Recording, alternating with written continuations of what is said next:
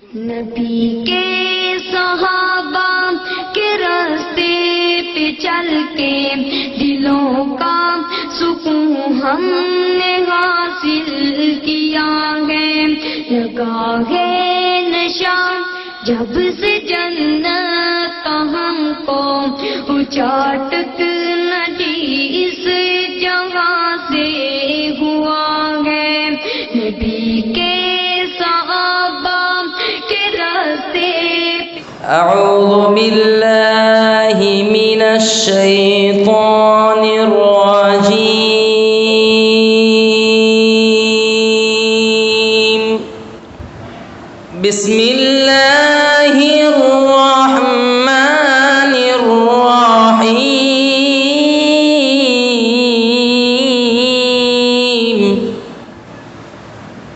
اقم الصلاة لدلوک الشمس إلى غسق الليل وقرآن الفجر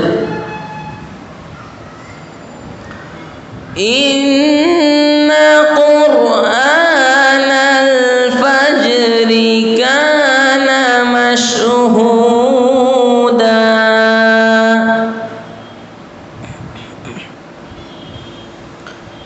ومن الليل فتهجد به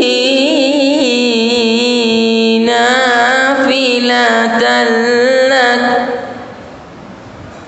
عسى أن يبعثك ربك مقاما محمودا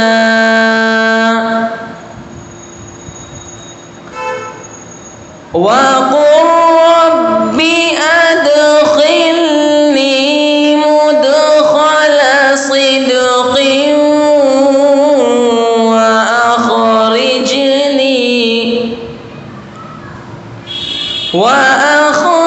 وأخرجني مخرج صدق واجعلني من لدنك سلطانا نصيرا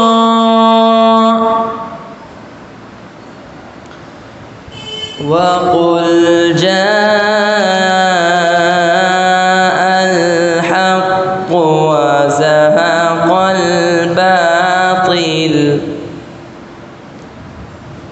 إن الباطل كان زهوقا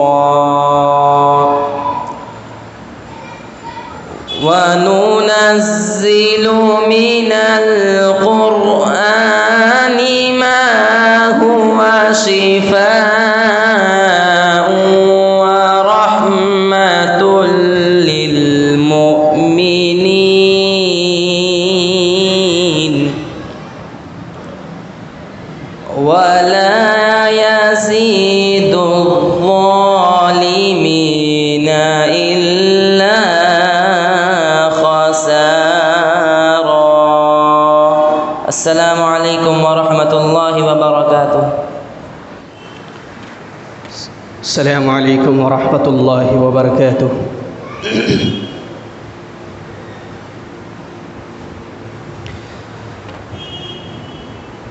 الحمد لله نحمده ونستعينه ونستغفره ونؤمن به ونتوكل عليه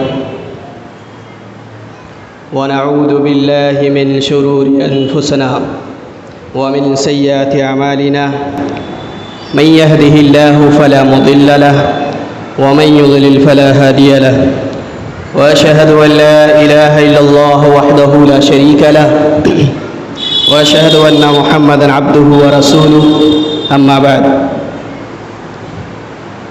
فإن خير الحديث كتاب الله، وخير الهدي هدي محمد صلى الله عليه وسلم، وشر الأمور محدثاتها، وكل محدثة بدعة، وكل بدعة ضلالة، وكل ضلالة في النار۔ فاعوذ باللہ من السمیع العلیم من الشیطان الرجیم من ہمزہ ونفخہ ونفثہ بسم اللہ الرحمن الرحیم یا ایہا الذین آمنوا اطیعوا اللہ واطیعوا الرسول وأولی الأمر منکم فإن تنازعتم في شيء فردوه إلى الله والرسول.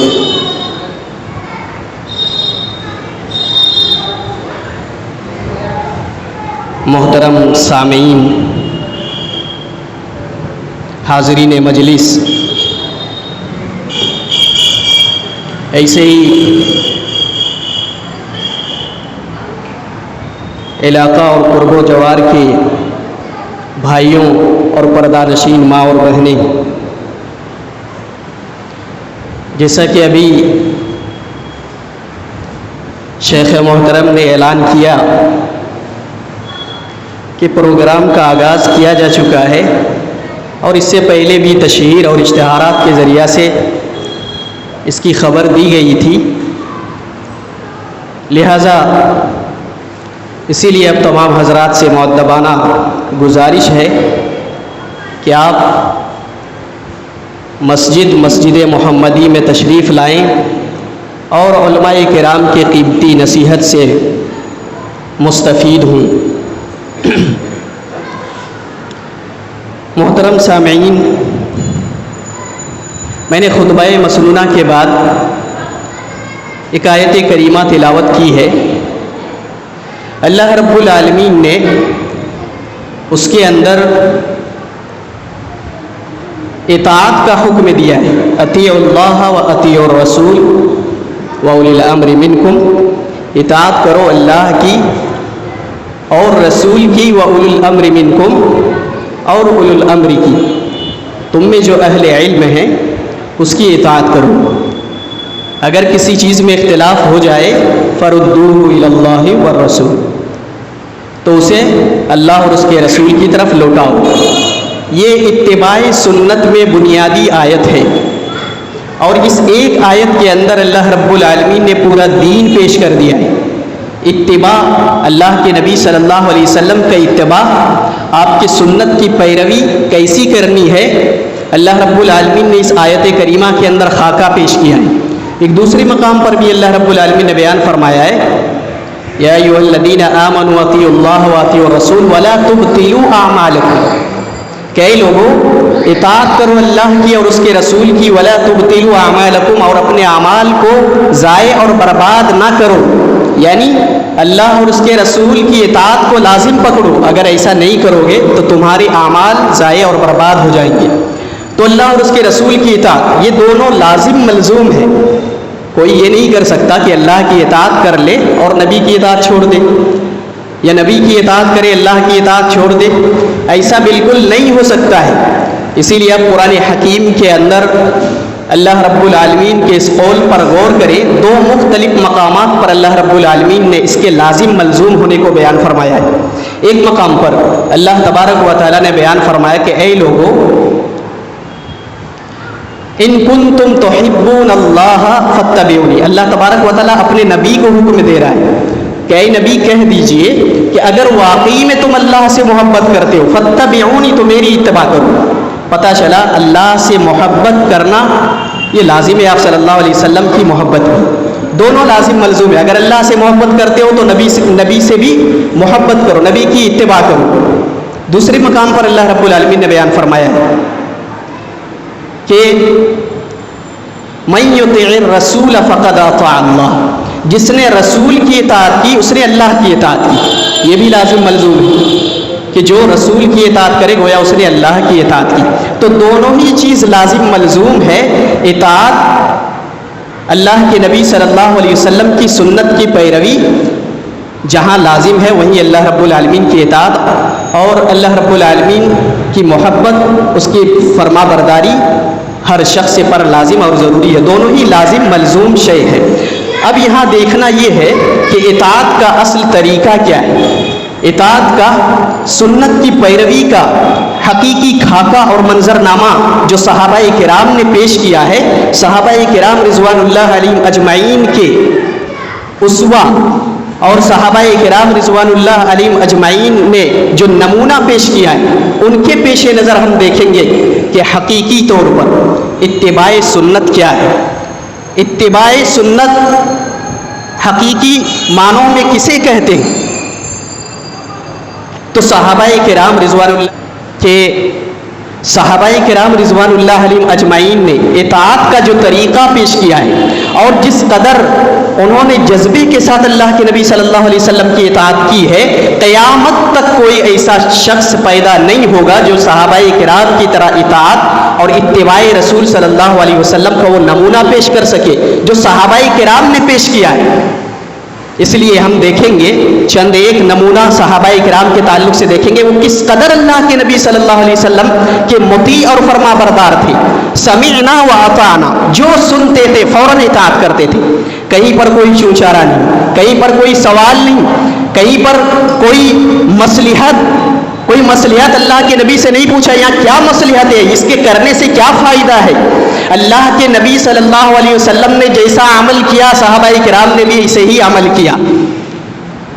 جس طریقے سے آج ہم اماموں کی تقلید کرتے ہیں، ایسے ہی اگر اللہ کے نبی صلی اللہ علیہ وسلم کی تقلید کر لیں تو ہم نجات پا جائیں گے۔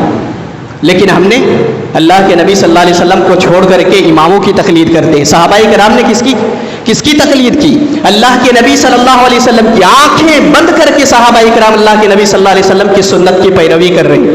میں کئی ایک مثال آپ کے سامنے پیش کرتا ہوں اس کی کہ صحابہ کرام سنت کے تعلق سے کتنے غیور تھے۔ صحابہ کرام کے اندر سنت، اتباع سنت کی پیروی کے تعلق سے وہ کتنا جذبہ رکھتے تھے، اور اتباع سنت کے تعلق سے وہ کس قدر حساس تھے، آپ اندازہ لگا سکتے ہیں۔ حضرت عمر رضی اللہ تعالیٰ عنہ جب اللہ کے نبی صلی اللہ علیہ وسلم دنیا سے رخصت ہو گئے، حضرت عمر رضی اللہ تعالیٰ عنہ کا دور آیا۔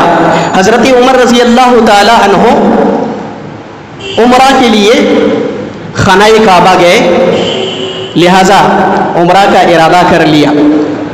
اب جب سعی کا وقت آیا، یعنی چکر لگانے کا جب وقت آیا، سعی کرنے کا وقت آیا، تو حضرت عمر رضی اللہ تعالیٰ عنہ اب سعی کی تیاری کرنے لگے، اور سعی یعنی چکر لگانے کی تیاری کر رہے ہیں۔ اس سے پہلے حضرت عمر رضی اللہ تعالیٰ عنہ نے استباء کیا۔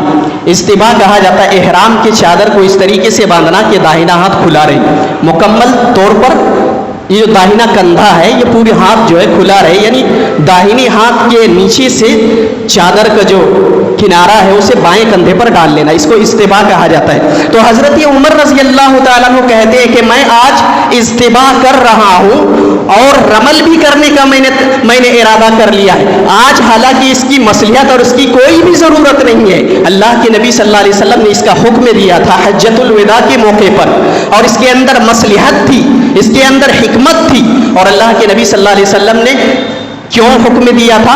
مشرکین کو مسلمانوں کی طاقت و قوت کا مظاہرہ کرنا مقصد تھا، مشرکین کو مسلمانوں کی طاقت و قوت دکھلانا مقصود تھا۔ لیکن حضرت عمر رضی اللہ تعالیٰ عنہ کیا کہہ رہے ہیں؟ حضرت عمر رضی اللہ تعالیٰ عنہ کہہ رہے ہیں کہ میں نے استباء کر لیا ہے اور رمل بھی کروں گا۔ رمل کہتے ہیں کہ چلنے اور دوڑنے کے بیچ میں ایک چال ہوتی ہے جسے پہلوؤں کو جو ہے ہلا کر کے چلا جاتا ہے، جسے دل کی چال کہتے ہیں۔ تو اس سے جو ایک طاقت و قوت کا ایک طرح سے مظاہرہ ہوتا ہے۔ دراصل یہ حدیث جو ہے اللہ کے نبی صلی اللہ علیہ وسلم نے حجۃ الوداع کے موقع پر صحابہ کرام کو ایسا کرنے کا حکم دیا تھا۔ اس کی وجہ یہ ہے کہ جب اللہ کے نبی صلی اللہ علیہ وسلم حجۃ الوداع کے لیے نکلے تو ابھی راستے ہی میں تھے کہ مشرکین آپس میں چیمے گوئیاں کرنے لگے، آپس میں دار الندوہ کے اندر بیٹھے اور حتیم میں وہ بیٹھ گئے اور یہ باتیں بنا رہے تھے کہ صحابہ کرام ہجرت کر کے مدینہ گئے ہیں، معاشی حالات کی وجہ سے وہ بالکل کمزور ہو چکے ہیں، ایسے ہی بیماریوں نے صحابہ کرام کو جو ہے کمزور کر دیا تھا، یعنی مدینے کی آب و ہوا انہیں راس نہیں آئی تھی اور اسی وجہ سے وہ بیمار پڑ گئے تھے، اور انہیں اس بات کا پتہ تھا کہ صحابہ کرام کافی کمزور ہو چکے ہیں، یہاں تک کہ اتنے بیمار ہو چکے تھے کہ حضرت ابوبکر صدیق رضی اللہ تعالیٰ عنہ، حضرت عمر رضی اللہ تعالیٰ عنہ اشعار کہا کرتے تھے مکہ کی یاد میں وہ اشعار بھی کہا کرتے تھے تو اس قدر سارے لگ بھگ سارے صحابہ کرام بیماری کی وجہ سے کمزور ہو گئے تھے. تو مشرکین یہ باتیں بنا رہے تھے کہ ذرا دیکھیں کس طرح کمزور اور ضعیف حالت میں یہ مکہ کے اندر داخل ہوں گے. اور اس کا مشاہدہ کرنے کے لیے وہ حتیم میں بیٹھے بھی تھے, بیٹھے ہوئے تھے کہ ذرا دیکھیں مسلمان کس طرح کمزور ہو چکے ہیں. اللہ تبارک و تعالیٰ نے اپنے نبی کو اس بات کی خبر دے دی. کہا کہ یہ ایسی باتیں کر رہے ہیں اور ایسی چال چل رہے ہیں اور وہ مسلمانوں کی طاقت کا اندازہ لگانا چاہتے تھے. تو اللہ رب العالمین نے اپنے نبی کو اس کی خبر دی. اللہ کے نبی صلی اللہ علیہ وسلم نے صحابہ کرام کو حکم دیا کہ جب مکہ میں داخل ہو تو اللہ اکبر کی تکبیر یعنی نعرہ لگاتے ہوئے مکہ کے اندر داخل ہو تاکہ تمہاری شان و شوکت کا پتہ چلے. اور جب حج کا وقت آیا تو اللہ کے نبی صلی اللہ علیہ وسلم نے جب سعی کرنے کا وقت آیا اللہ کے نبی صلی اللہ علیہ وسلم نے سارے صحابہ کرام کو حکم دیا استباء کر لو. یہی جو میں نے ابھی بتلایا کہ داہنا کندھا جو ہے کھلا رہتا ہے, اس سے طاقت و قوت کا مظاہرہ کرنا ہوتا ہے اور اس سے ایک طرح سے طاقت و قوت کا مظاہرہ کرنا ہی مقصود تھا. اللہ کے نبی صلی اللہ علیہ وسلم نے صحابہ کرام کو حکم دیا کہ استباء کرو اور تین چکر جو ہے رمل کرو یعنی دل کی چال چلو. اس سے مشرکین کو یہ دکھلانا مقصود تھا مسلمان کمزور نہیں ہوئے ہیں تاکہ وہ کچھ ایسی الٹی سیدھی حرکت کرنے کی اور سازشیں کرنے کی وہ کوشش نہ کرے. اللہ کے نبی صلی اللہ علیہ وسلم نے اس کا کرنے کا حکم دیا. تو وہ دور گزر گیا, اب حضرت عمر رضی اللہ تعالیٰ عنہ کا دور آ گیا ہے. یہ ایسا دور تھا میرے بھائیوں, یہ ایسا دور تھا کہ حضرت عمر رضی اللہ تعالیٰ عنہ کے دور حکومت میں 22,58,000 مربع میل تک مسلمانوں کی سرزمین پھیل چکی تھی. فتوحات اسلامیہ نے اپنا جھنڈا گاڑ دیا تھا. ایسے وقت میں کون سا ڈر اور خوف ہو سکتا ہے؟ حرم کے اندر مکہ میں کسی مشرک اور کسی کافر کا ڈر اور خوف ہو سکتا ہے؟ نہیں ہو سکتا ہے. حضرت عمر رضی اللہ تعالیٰ عنہ کا یہ حکمت بالکل ختم ہو چکی ہے, اس کی اب کوئی ضرورت نہیں ہے. لیکن اللہ کی قسم میں نے اپنے نبی کو ایسا کرتے دیکھا ہے اس لیے میں ایسا کر رہا ہوں اور میں نے استباء کر لیا ہے اور رمل کرنے کا بھی ارادہ میں نے کر لیا ہے. یہ اللہ کے نبی صلی اللہ علیہ وسلم کی سنت کی پیروی ہے کہ جیسا دیکھا ہے میں ایسا کر رہا ہوں. اب اس میں کوئی فائدہ نہیں دیکھنا ہے, کوئی اس کے اندر حکمت ہمیں نہیں دیکھنا ہے, کوئی مصلحت نہیں دیکھنی ہے. یہ اتباع سنت کا وہ نمونہ ہے جو حضرت عمر رضی اللہ تعالیٰ نے پیش کیا ہے. اب سعی کے دوران جب حجر اسود تک پہنچے, اب دیکھیں حجر اسود تک پہنچتے ہیں حضرت عمر رضی اللہ تعالیٰ حضرت حجر اسود تک جب پہنچے تو وہاں جب پہنچے حجر اسود کو حضرت عمر رضی اللہ تعالیٰ عنہ مخاطب کرتے ہوئے کہہ رہے ہیں انی لأعلم انک حجر, کہتے ہیں کہ میں جانتا ہوں کہ صرف تو ایک پتھر ہے, لا تضر ولا تنفع, تو نہ نفع دے سکتا ہے اور نہ ہی نقصان پہنچا سکتا ہے. مجھے پتا ہے تو صرف ایک پتھر ہے, نہ نفع کے قابل ہے نہ نقصان کے قابل ہے. پھر حضرت عمر رضی اللہ تعالیٰ نے بیان فرماتے ہیں لولا انی رأیت رسول اللہ صلی اللہ علیہ وسلم قبلتک, اگر میں نہیں دیکھتا کہ اللہ کے نبی صلی اللہ علیہ وسلم نے تجھے بوسہ دیا ہے ما قبلتک, تو میں تجھے کبھی بھی بوسہ نہیں دیتا. یہ حضرت عمر رضی اللہ تعالیٰ عنہ کہہ رہے ہیں. حجر اسود کو اللہ کے نبی صلی اللہ علیہ وسلم نے خود بوسہ لیا. صحابہ کرام کی یہ سنت جاری تھی, لیکن حضرت عمر رضی اللہ تعالیٰ عنہ وہاں پر جب پہنچتے ہیں تو وہ اپنی زبان سے اس بات کا اظہار کرتے ہیں اور کہتے ہیں کہ اے پتھر, مجھے پتا ہے کہ صرف تو ایک پتھر ہے, تمہارے بوسہ لینے سے اور نہ لینے سے کوئی فائدہ نہیں ہے, نہ تو نقصان پہنچا سکتا ہے نہ ہی نفع دے سکتا ہے, لیکن چونکہ میرے نبی نے کیا ہے ایسا عمل اس لیے میں بھی اس عمل کو کر رہا ہوں. یہ حضرت عمر رضی اللہ تعالیٰ عنہ نے اتباع سنت کا یہ طریقہ پیش کیا ہے اور بتلایا ہے کہ اتباع سنت کیسی کی جاتی ہے. یہ صحابہ کرام کا نمونہ ہے میرے بھائیوں, یہ صحابہ کرام کا طریقہ ہے. اسی لیے اللہ تبارک و تعالیٰ نے صحابہ کرام کو میزان قرار دیا ہے کہ لوگوں صحابہ نمونہ ہے, جس طرح صحابہ کرام نے نبی اکرم صلی اللہ علیہ وسلم کی اتباع کی ایسے ہی تم اتباع کرو, تم کامیاب ہو جاؤ گے. فَإِنْ آمَنُوا بِمِثْلِ مَا آمَنْتُمْ بِهِ فَقَدِ اهْتَدَوْا, اللہ رب العالمین نے کہا ایسے ہی ایمان لاؤ جیسے صحابہ کرام نے لایا. اگر ایسے ہی تم ایمان لاتے ہو فَقَدِ اهْتَدَوْا, ہدایت یافتہ ہو جاؤ گے. اللہ نے خود کہا ہے ہدایت یافتہ ہونے سے دنیا کی کوئی طاقت تمہیں روک نہیں سکتی ہے. اگر تم صحابہ کرام کی طرح نبی اکرم صلی اللہ علیہ وسلم کی اتباع کرو, سنت کی اتباع ایسے ہی کرو جیسے صحابہ کرام نے کیا. میرے بھائیوں صحیح اتباع سنت کیا ہے؟ اس کا خاکہ کیا ہے. اور دوسرا یہ کہ صحابہ کرام رضوان اللہ علیہم اجمعین اتباع سنت کے تعلق سے کتنے فکر مند تھے اور وہ کتنے غیور تھے. اس کی مثال میں آپ کے سامنے پیش کرتا ہوں کہ حقیقی اتباع کیا ہے. اللہ کے نبی صلی اللہ علیہ وسلم کی حقیقی اتباع کا جو پس منظر ہے وہ کیا ہے.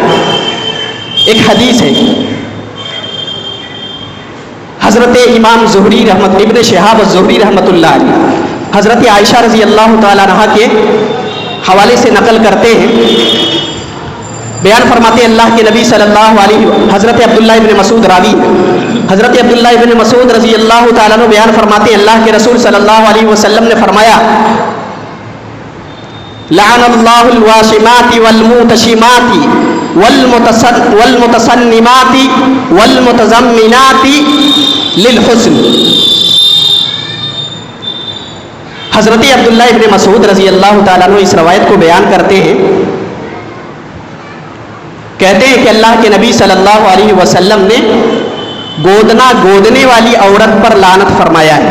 ایسے ہی گودنا گودوانے والی عورت پر بھی اللہ کے نبی صلی اللہ علیہ وسلم نے لعنت فرمائی ہے.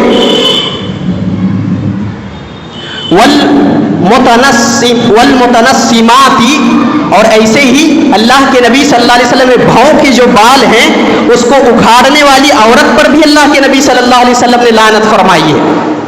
اور مزید فرماتے ہیں والمتفلجات للحسن اور حسن کے لیے بیوٹی کے لیے خوبصورتی کے لیے جو دانتوں کے درمیان گیپ کرواتی ہیں ایسی عورت پر بھی اللہ کے نبی صلی اللہ علیہ وسلم نے لعنت فرمائی ہے. یہ اللہ کے نبی صلی اللہ علیہ وسلم کی حدیث ہے. حضرت عبداللہ ابن مسعود رضی اللہ تعالیٰ بڑے اس وقت کے بڑے فقیہ صحابہ کرام میں ان کا بھی شمار ہوتا تھا. یہ بڑے بڑے فقیہ تھے. حضرت عبداللہ بن عمر رضی اللہ تعالیٰ عنہ حضرت عبداللہ ابن عباس رضی اللہ تعالیٰ عنہ حضرت عبداللہ ابن مسعود رضی اللہ تعالیٰ عنہ یہ بڑے بڑے فقیہ اور بڑے کبار صحابہ کرام میں ان کا شمار ہوتا تھا. لہذا اسی روایت کے اندر ہے کہ عبداللہ ابن مسعود رضی اللہ تعالیٰ عنہ نے جب یہ حدیث پیش کی جب یہ حدیث حضرت عبداللہ ابن مسعود رضی اللہ تعالیٰ عنہ نے پیش کی تو یہ جو حدیث ہے یہ ایک عورت تک یہ حدیث پہنچی. آگے بیان فرماتے ہیں کہ فجاءت بلغ ذلك امرأة من بنی اسد. یہ حدیث جو ہے بنی اسد کی ایک عورت تک یہ حدیث پہنچی. حضرت عبداللہ ابن مسعود رضی اللہ تعالیٰ عنہ کا یہ فتویٰ بنو اسد کی ایک عورت تک پہنچی. یقال لها ام یعقوب جسے ام یعقوب کہا جاتا تھا. فقالت انه بلغنی عنك انك لعنت کیت وکیت. وہ عورت جو ہے حضرت عبداللہ ابن مسعود رضی اللہ تعالیٰ عنہ کے پاس آئی. جب انہوں نے سنا کہ حضرت عبداللہ ابن مسعود رضی اللہ تعالیٰ عنہ نے ایسا فتویٰ دیا ہے اور ایسی ایسی عورت پر لعنت برسائی ہے ایسی ایسی لعنت برسائی ہے تو وہ عورت فوراً حضرت عبداللہ ابن مسعود رضی اللہ تعالیٰ عنہ کے پاس آئی اور کہا کہ میں نے سنا ہے مجھے یہ بات پہنچی ہے انک لعنت کیت وکیت کہ آپ نے ایسی ایسی لعنت برسائی ہے آپ نے فلاں فلاں عورت کے تعلق سے ایسی ایسی لعنت آپ نے کہی ہے. فقال وما لي العن من لعن رسول اللہ صلی اللہ علیہ وسلم. حضرت عبداللہ ابن مسعود رضی اللہ تعالیٰ عنہ کہتے ہیں کہ ارے مجھے کیا ہو گیا ہے کہ میں اس پر لعنت نہ برساؤں جس پر خود رسول اکرم صلی اللہ علیہ وسلم نے لعنت برسائی ہے.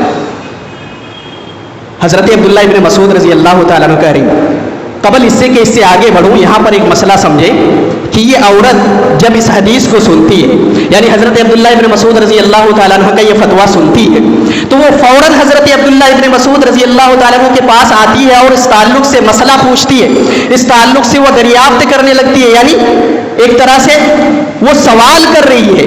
پتہ یہ چلا کہ اتباع سنت میں اگر کوئی حدیث کوئی روایت پیش کر رہا ہے تو اسے یوں ہی قبول نہیں کر لینا ہے آنکھیں بند کر کے اسے قبول نہیں کر لینا ہے بلکہ اس کے تعلق سے سوال ہونا ہے اس کی تحقیق کرنی ہے.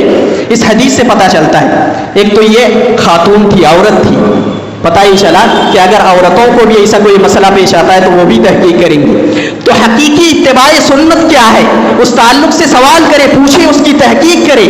اس حدیث سے جو پتہ چلتا ہے تو وہ عورت آئی اور کہا کہ میں نے سنا ہے ایسا ایسا آپ نے لعنت برسائی. تو حضرت عبداللہ ابن مسعود نے کہا اللہ کے نبی نے جس پر لعنت برسایا میں کیوں نہ اس پر لعنت برساؤں.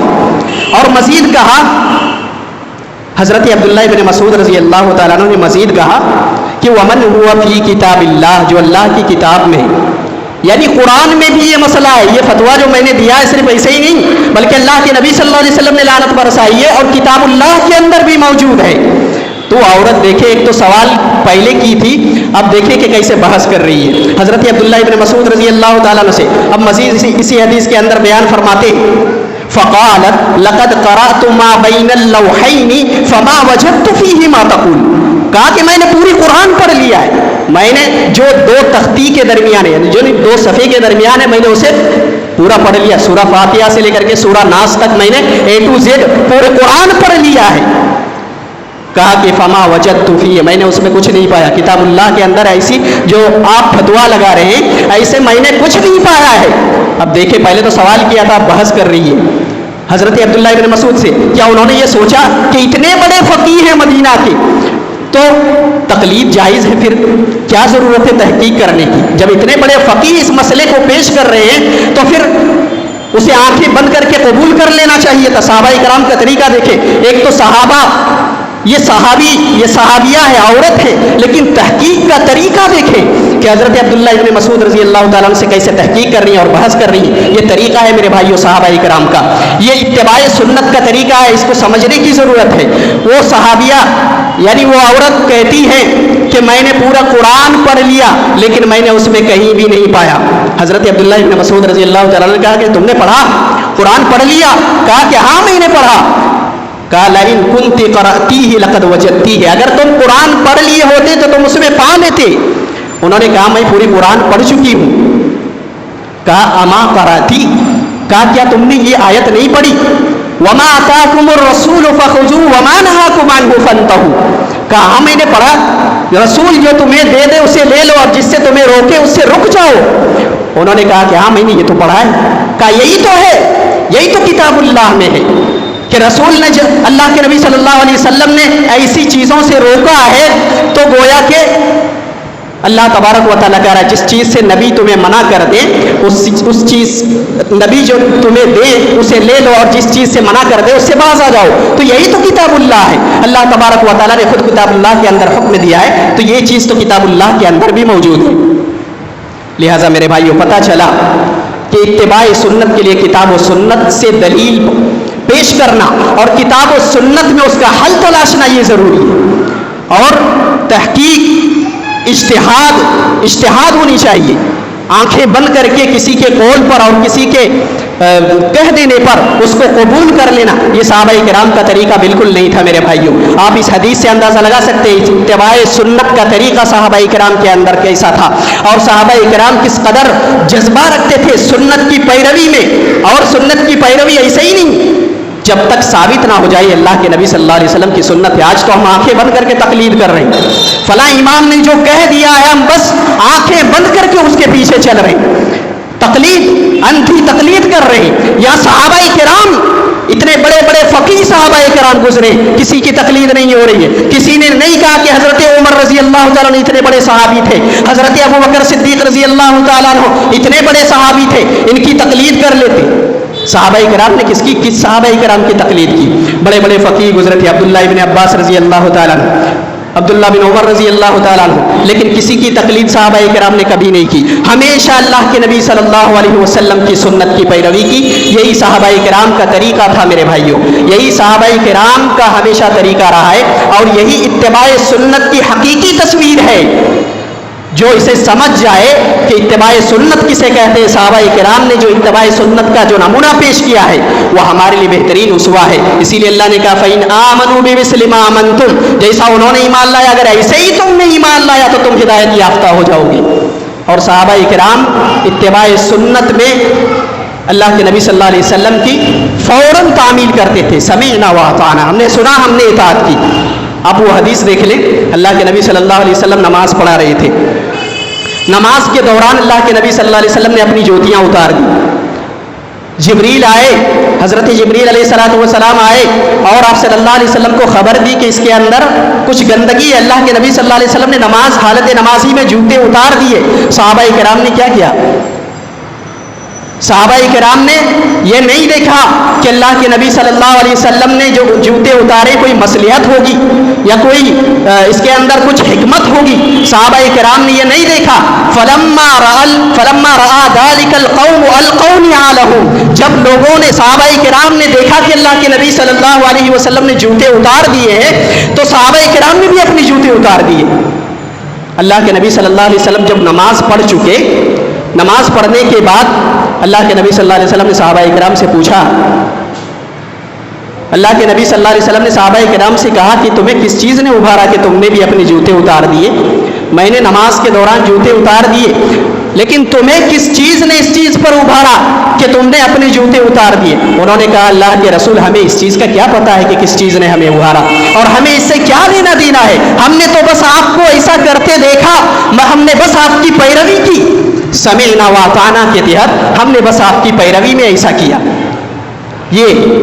یہ نمونہ ہے صحابہ کرام کا، یہ نمونہ صحابہ کرام نے پیش کیا، یہ خاکہ اتباع سنت کی صحابہ کرام نے پیش کیا ہے میرے بھائی. اور اسی نمونے کی ضرورت ہے، اسی خاکے کی ضرورت ہے آج ہمیں. ایسے ہی ہمیں اتباع سنت رسول اکرم صلی اللہ علیہ وسلم کی اتباع کی ضرورت ہے. اس کی بہت ساری مثالیں ہیں میرے بھائیوں. آج جو لوگ سنت رسول صلی اللہ علیہ وسلم نے واسطہ لے کر کے اپنا راستہ بدلتے ہیں نا، انہیں غور کرنا چاہیے، صحابہ کرام کے طریقے پر غور کرنا چاہیے، صحابہ کرام کا جو اسوہ ہے اس کو دیکھنا چاہیے. آج اسی سنت رسول صلی اللہ علیہ وسلم کا غلط واسطہ لے کر کے آج تقلید ایجاد کر لیا، تعویل کرتے ہیں قرآن کے اندر، اطیعوا اللہ واطیعوا الرسول، اطاعت کرو اللہ کی اس کے رسول کی، واولی الامر منکم، اور اولو الامر کی کیا تعویل کرتے؟ چاروں اماموں میں سے جس کی چاہو تقلید کرو. اللہ رب العالمین نے کہیں اس کی وضاحت کی، اللہ کے نبی صلی اللہ علیہ وسلم نے کہیں اس کی وضاحت کی ہے. یہ اتباع سنت کے نام پر اس کا سہارا لے کر کے کس طریقے سے قرآنی آیات کو وہ تحریف کرتے ہیں اور اس کا جو ہے راستہ بدلتے ہیں. اس تعلق سے ایک اور روایت ہے، حضرت عبداللہ ابن مسعود رضی اللہ تعالیٰ عنہ کی روایت ہے کوفہ کے اندر. اس حدیث سے بھی دیکھیں کہ صحابہ کرام کتنے غیور تھے اتباع سنت کے تعلق سے. کوفہ کے اندر حضرت عبداللہ ابن مسعود رضی اللہ تعالیٰ عنہ درس و تدریس دیا کرتے تھے، یعنی وہاں پر لوگ جمع ہوتے تھے اور حضرت عبداللہ ابن مسعود رضی اللہ تعالیٰ عنہ نے انہیں کچھ سکھایا کرتے تھے، انہیں ان کے اندر درس و تدریس دیا کرتے تھے. یوں ہی سلسلہ جو ہے جاری رہا. حضرت عبداللہ ابن مسعود رضی اللہ تعالیٰ عنہ ایک مرتبہ نکلے اور مسجد میں جب گئے تو وہاں پر لوگوں کو دیکھا. عبداللہ ابن مسعود رضی اللہ تعالیٰ عنہ کے تعلق سے یہ ہے، خرج علی قوم فی مسجد الکوفہ وہم محلقون. حضرت عبداللہ ابن مسعود مسجد میں جب گئے تو لوگوں کو دیکھا حلقے میں بیٹھے ہوئے تھے، یعنی الگ الگ حلقہ بنائے ہوئے لوگ بیٹھے ہوئے تھے اور کیا کہہ رہے تھے؟ یقول لہم فلان سبحوا مئۃ، اور ان میں سے ایک دوسرے کو تلقین کر رہے تھے اور کہہ رہے تھے اے لوگوں 100 مرتبہ تسبیح بیان کرو. اور کس طرح؟ افعلوا کذا، اس طریقے سے، یعنی ایک طریقہ بتا رہے تھے. اور وہ کیا تھا؟ وہ کنکڑیوں کے ذریعہ سے اس کو شمار کر رہے تھے، یعنی کنکڑیاں لے کر کے وہ شمار کرتے ہوئے یعنی 100 مرتبہ دوسروں کو تلقین کر رہے تھے کہ یہ کنکر اٹھاؤ اور جتنی مرتبہ سبحان اللہ الحمدللہ کہو اسے دوسری طرف یہ کنکری اٹھا کے رکھتے جاؤ. تو کنکریوں کے ذریعہ سے وہ 100 مرتبہ ایک دوسرے کو تسبیح پڑھنے کی تلقین کر رہے تھے. حضرت عبداللہ ابن مسعود رضی اللہ تعالیٰ عنہ نے جب یہ منظر دیکھا تو سخت غضبناک ہوئی، چہرہ جو ہے ان کا غصے سے سرخ ہو گیا اور کہا کہ اے لوگوں کیا تم گمراہی کا راستہ کھولنا چاہتے ہو؟ تمہارا کیا ارادہ ہے؟ کیا تم گمراہی کا راستہ کھولنے کا ارادہ ہے تمہیں؟ کیا اللہ کے نبی کا وہ طریقہ تمہیں پسند نہیں ہے جو خود اللہ کے نبی صلی اللہ علیہ وسلم نے بتلایا ہے؟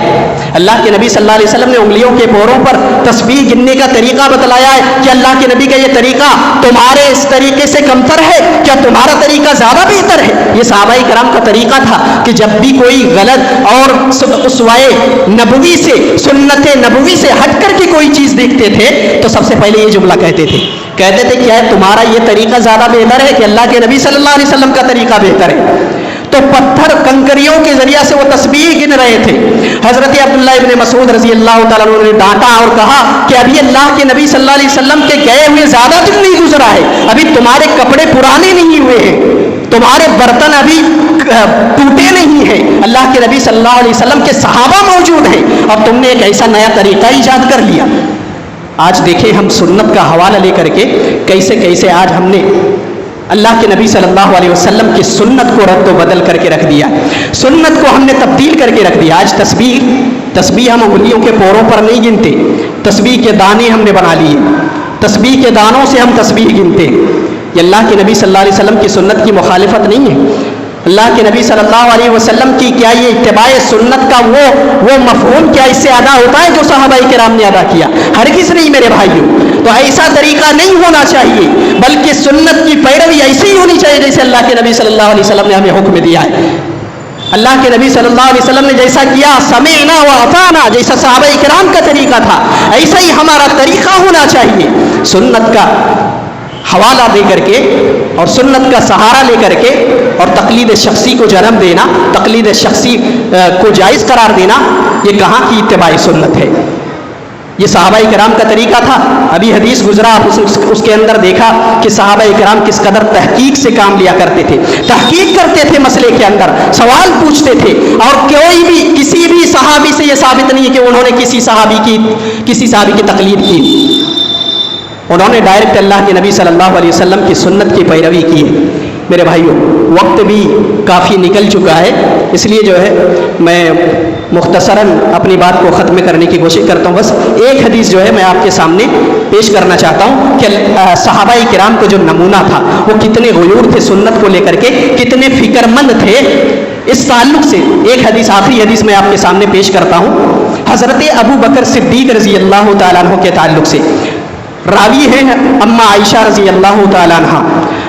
हज़रत आयशा रज़ी अल्लाह तआला अन्हा फरमाती हैं कि इन्ना अबा बकर रज़ी अल्लाह तआला अन्हु क़ाला, हज़रत अबू बकर सिद्दीक़ रज़ी अल्लाह तआला अन्हु ने कहा, लस्तु तारिकन शैअन कान रसूलुल्लाह सल्लल्लाहु अलैहि वसल्लम यअमलु बिही, कहा कि मैं कभी भी उस अमल को नहीं छोड़ने वाला जिस पर अल्लाह के नबी सल्लल्लाहु अलैहि वसल्लम ने खुद अमल किया हो, मैं उस अमल को कभी नहीं छोड़ा, इल्ला अमल तो भी, मगर मैंने उस पर अमल किया।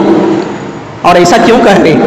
आगे का जुमला है, कह रहे हैं व इन्नी लअख्शा इन तरक्तु शैअन, मैं इस बात से डरता हूँ और खौफ खाता हूँ कि अगर अल्लाह के नबी सल्लल्लाहु अलैहि वसल्लम की सुन्नत में से कुछ अगर छोड़ दिया, कोई सुन्नत छोड़ दी, मिन अमरी, आप सल्लल्लाहु अलैहि वसल्लम की सुन्नत में से, अन अज़ीद, तो कहीं मैं गुमराह ना हो जाऊँ। अल्लाह अकबर, ये कौन कह रहे? हज़रत अबू बकर सिद्दीक़ रज़ी अल्लाह तआला अन्हु कह रहे, जिनका मकाम अंबिया के बाद सबसे बड़ा मकाम है, सबसे बड़ा रुतबा है। वो क्या कह रहे हैं कि अगर अल्लाह के नबी सल्लल्लाहु अलैहि वसल्लम की सुन्नत में से कोई चीज़ छोड़ दी तो मुझे डर है, मुझे खौफ है कहीं गुमराह ना हो जाऊँ। इब्न शिहाब ज़ुहरी यानी शेख इस हदीस के ताल्लुक़ से बयान करते और कहते हैं कि ऐ लोगों, ये सिद्दीक़ अकबर रज़ी अल्लाह तआला अन्हु का ये हाल था कि सुन्नत के छूट जाने से वो अपने नफ्स पर इस कदर डर और खौफ महसूस कर रहे हैं कि कहीं मैं गुमराह ना हो जाऊं।